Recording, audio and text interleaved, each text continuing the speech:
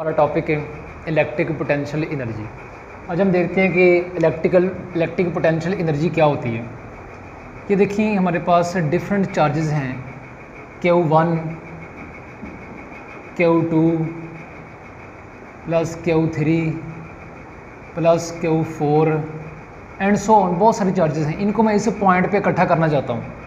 बहुत सारे चार्जेस हैं, इनको मैं इस पॉइंट पे इकट्ठा करना चाहता हूँ। तो मुझे यहाँ पे जब पहले चार्ज को मैं यहाँ पे पहुँचा दूँगा, यहाँ पे मुझे कोई काम नहीं करना पड़ेगा बिकॉज यहाँ पे कोई और अदर चार्जेस नहीं है।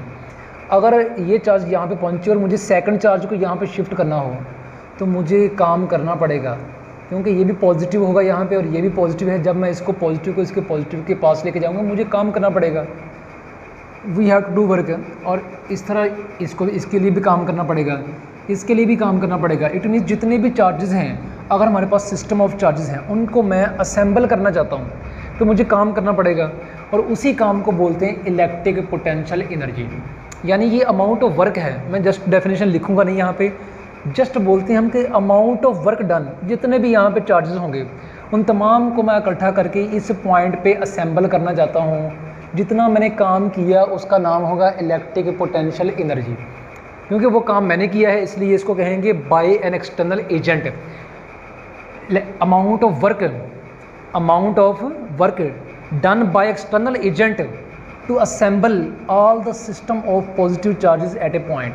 यानी जितने भी चार्जेस हैं उनको एक पॉइंट पे इकट्ठा करने के लिए जितना भी एक्सटर्नल एजेंट ने काम किया उसी का नाम है इलेक्ट्रिक पोटेंशियल एनर्जी। अब हम इसकी एक सिंपल एग्जांपल से समझ लेते हैं कि ये होता क्या है। अब देखें सिंपल, ये मेरे पास एक पॉजिटिव प्लेट देखें। फ़र्ज़ करें कि ये मेरे पास एक पॉजिटिव चार्जेस की प्लेट है और ये मेरे पास एक नेगेटिव चार्जेस की प्लेट है। ये है नेगेटिव चार्जेस की प्लेट।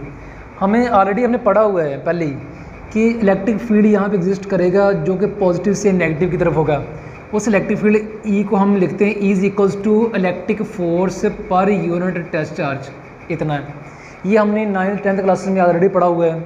लेकिन अगर हम फर्दर देखें इसको तो K/Q/R² and R unit vector. Electric field इसके भी बराबर होता है। ये दोनों ठीक है, बाय यूजिंग कूलम्स लॉ हम ये यूज़ करते हैं। लेकिन आज मेरा ये काम है कि मैंने यहाँ पे कोई पॉइंट पे कोई चार्ज है Q0 जो कि टेस्ट चार्ज जो कि ऑलरेडी पॉजिटिव है। ये पॉजिटिव चार्ज इस पॉजिटिव से रिपल्शन फेस करेगा, इसकी वजह से अट्रैक्शन होगा। ये खुद ब खुद नेचुरली ये नीचे की तरफ मूव करेगा। लेकिन मुझे आज इसको नीचे की तरफ मूव नहीं करवाना है, मुझे आज इसको ऊपर की तरफ मूव करवाना है। तो मुझे पता है कि मैं फील्ड के अगेंस्ट जा रहा हूँ, यानी नेचुरली तो ये चार्ज नीचे की तरफ आ रहा है, लेकिन आज मैं इसको इसकी तरफ लेके जाना चाहता हूँ। जब मैं इसकी तरफ लेके जाना चाहूँगा तो मुझे काम करना पड़ेगा और वो जो काम होगा वो इस चार्ज के अंदर स्टोर हो जाएगा। वो जो चार्ज में स्टोर होगा इलेक्ट्रिक पोटेंशियल एनर्जी की फॉर्म में स्टोर होगा। आज मुझे इसके ऊपर किया गया काम चाहिए, मुझे इसके ऊपर होने वाला वर्क चाहिए। वो फ़र्ज़ करें कि मैं इस चार्ज को थोड़ा सा एक स्मॉल डिस्टेंस ds, कौन सा डिस्टेंस समझ लें कि ये मैं ds डिस्टेंस मूव करवाता हूँ। मैं इस चार्ज को ds डिस्टेंस मूव करवाता हूँ तो मुझे जो काम करना पड़ेगा वो dw होगा। dw ये वो काम है जो मुझे ds डिस्टेंस मूव करवाने के लिए करना पड़ा। अब देखिए कितना काम करना पड़ेगा, कितनी फोर्स लगानी पड़ेगी। अब जितनी इसकी ऑपोजिट फोर्स लग रही है मुझे उसकी उतनी फोर्स लगानी पड़ेगी। ऑपोजिट Fe लग रही है, देखिए Fe फोर्स नीचे की तरफ लग रही है, मुझे इसी की फोर्स इतनी फोर्स लगा के मुझे इसको ऊपर की तरफ लेके जाना होगा। तो यहाँ पे देखिए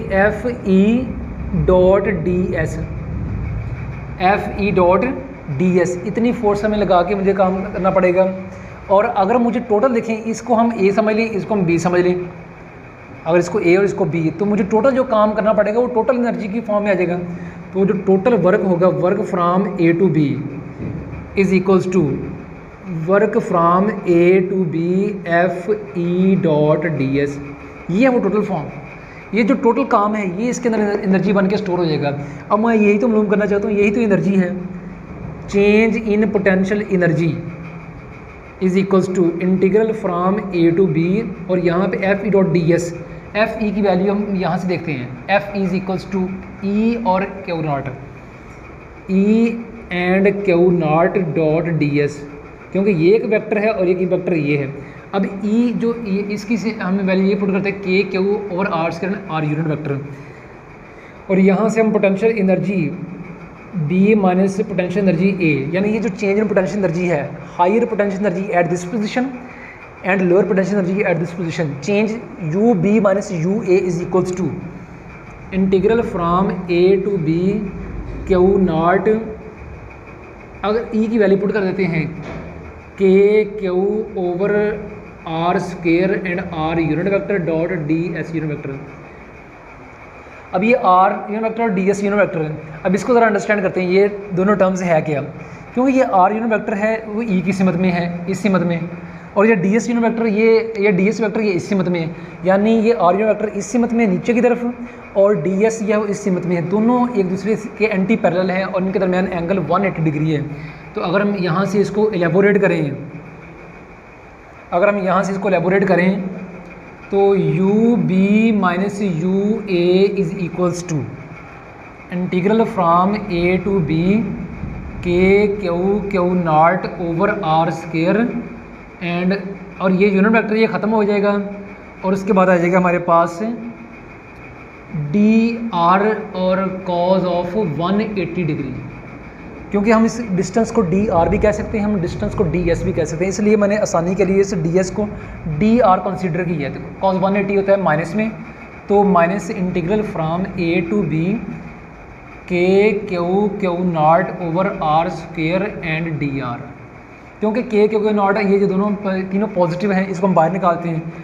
तो उसके बाद देखिए माइनस के क्यू नॉट, उसके बाद हम देखते हैं यहाँ पे ये जो आर स्क्वायर है, हमें इंटीग्रेशन पता होनी चाहिए, आर स्क्वायर प्लस 2 माइनस 1, ऐसे आर माइनस 2 प्लस 1 नीचे माइनस 2 प्लस 1, तो ये जो एक माइनस बाहर आएगा नीचे से minus 1 over R B minus 1 over R A, ये इंटीग्रेशन आपको आनी चाहिए। यहाँ पे ये नेगेटिव इसके साथ कैंसिल हो जाएगा और ये हमारे पास ये जो पोटेंशियल एनर्जी आ गई U B minus U A is equals to K Q naught and 1 over R B minus 1 over R A. अब यहाँ पे ये देखा जाता है कि ये जो दो पॉइंट्स हैं जो मैंने ये ए और बी लिया, ये वाले अगर फ़र्ज़ करें कि ये वाली प्लेट जो है वो इन्फिनिटी पे है, तो ये जो डिस्टेंस है आर ए ये इनफाइनाइट हो जाएगा, ये आर ए जो डिस्टेंस है ये इनफाइनाइट हो जाएगा। ये आर ए आपको डिस्टेंस ये देख लें, अब ये जो आर ए डिस्टेंस है, आर ए डिस्टेंस ये वाला, ये अगर ये वाली प्लेट इन्फिनिटी पे हो तो ये जो आर ए डिस्टेंस इनफाइनाइट हो जाएगा, ये वाला हो जाएगा इन्फिनिटी, तो ये 1 ओवर इन्फिनिटी ज़ीरो हो जाएगा, ख़त्म हो जाएगा।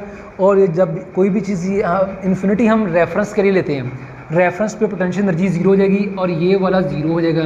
देन हमारे पास जो पोटेंशियल एनर्जी आएगी तो उसको हम देखते हैं अगेन, पोटेंशियल एनर्जी क्या आएगी हमारे पास, पोटेंशियल एनर्जी हमारे पास आ जाएगी, हम यहाँ पे देख लेते हैं वो जो पोटेंशियल एनर्जी आएगी at point B, U B is equals to K Q naught over R B, ये किसी भी डिस्टेंस के लिए हो सकती है। अब ये जो पोटेंशियल एनर्जी है किसी भी पॉइंट के लिए हो सकती है, पॉइंट बी ले लें, पॉइंट ए ले लें, पॉइंट सी ले लें, पॉइंट आर ले लें, यानी यहाँ से शो होता है कि अगर ये क्यू और ये क्यू दोनों ऑपोजिट साइन में हों तो यहाँ पे नेगेटिव आ जाएगा।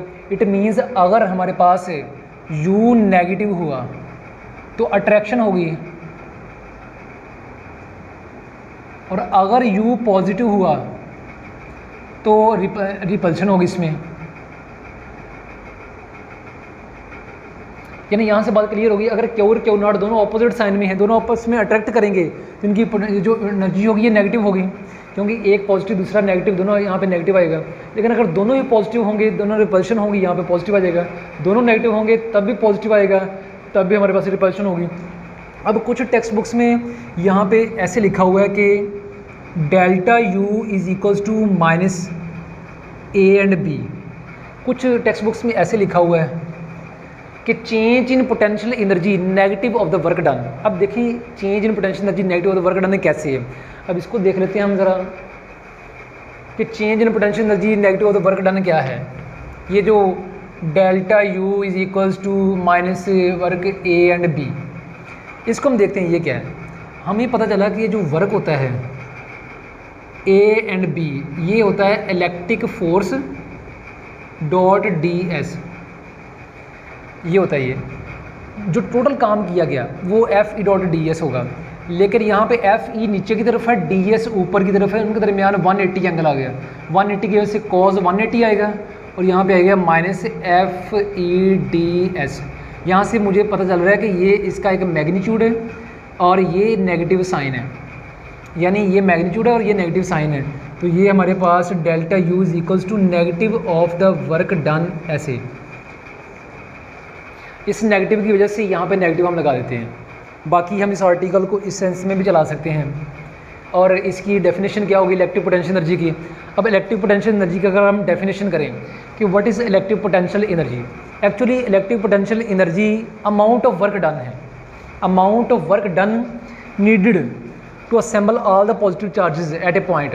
यानी हमारे पास डिफरेंट चार्जेस हैं पॉजिटिव, उनको हम एक जगह पे अगर हम असेंबल करें उसके लिए हमें जितना काम करना पड़ेगा, इसको हम बोलते हैं इलेक्ट्रिक पोटेंशियल एनर्जी।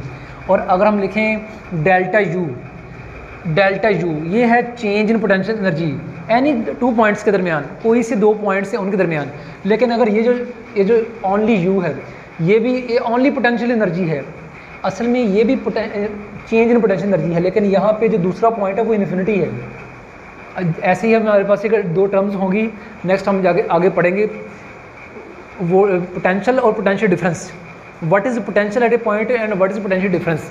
असल में जो पोटेंशियल होगा वो भी पोटेंशियल डिफरेंस ही होगा, लेकिन वो जो पोटेंशियल होगा उसमें अब जैसे ये देखें, ये पोटेंशियल एनर्जी है, it is not potential change in potential energy, ये only potential energy at a point B. ये बी की किसके लिहाज से, इन्फिनिटी के लिहाज से। लेकिन ये देखें यहाँ पे चेंज इन पोटेंशियल एनर्जी है, लेकिन यहाँ पे इन्फिनिटी के लिहाज से नहीं, पॉइंट ए और बी के लिहाज से है। यानी जब चेंज आएगी, change in potential energy any two arbitrary points, अगर हम कहेंगे सिर्फ और सिर्फ पोटेंशियल एनर्जी, तो तब एक पॉइंट बी होगा, सेकंड पॉइंट इन्फिनिटी होगा। तब एक पॉइंट और इन्फिनिटी के दरमियान जो चेंज इन एनर्जी है वो होगी सिर्फ पोटेंशियल एनर्जी। और अगर दो पॉइंट्स करीब करीब हैं देन हमारे पास आएगा change in potential energy. This is all about electric potential energy. Thanks, अल्लाह हाफिज़।